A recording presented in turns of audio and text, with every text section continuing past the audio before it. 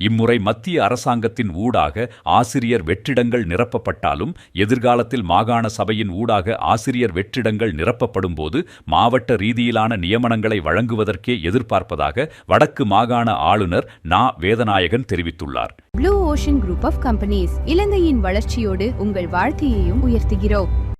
யாழ்ப்பாண பல்கலைக்கழகத்தின் கலைப்பீட கல்வித்துறை மற்றும் பட்டதாரி படிப்புகள் பீடம் ஆகியவை இணைந்து நடத்தும் 3வது சர்வதேச கல்வி மாநாட்டின் ஓர் முக்கிய அங்கமாக வடக்கு மாகாணத்தில் கல்வி பொது தராதர சாதாரண தர அடைவு மட்டங்களை மேம்படுத்துவது தொடர்பான பல்துறைசார் ஈடுபாட்டாளர்களின் உரையாடல் எனும் தொனிப்பொருளிலான மாநாடு நேற்று யாழ்ப்பாணம் இராமநாதன் வீதியில் அமைந்துள்ள தனியார் விடுதியில் இடம்பெற்றது. இந்த நிகழ்வில் பிரதம விருந்தினராக கலந்து கொண்டு விசேட உரையாற்றிய போதே ஆளுநர் இதனை தெரிவித்தார்.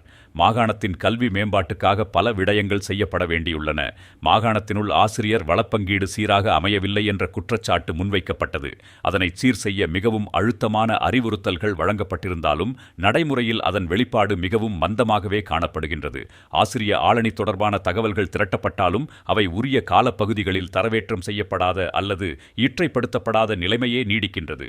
இவற்றையெல்லாம் சீர் செய்து மாற்றங்களை கொண்டுவர முற்படும் போது நிச்சயம் சவால்களை எதிர்கொள்ள நேரிடும். சவால்கள் வந்தாலும் அதனை எதிர்கொண்டு முன்னோக்கிச் செல்வதில் மிகவும் உறுதியாக உள்ளதாக ஆளுநர் தெரிவித்தார்.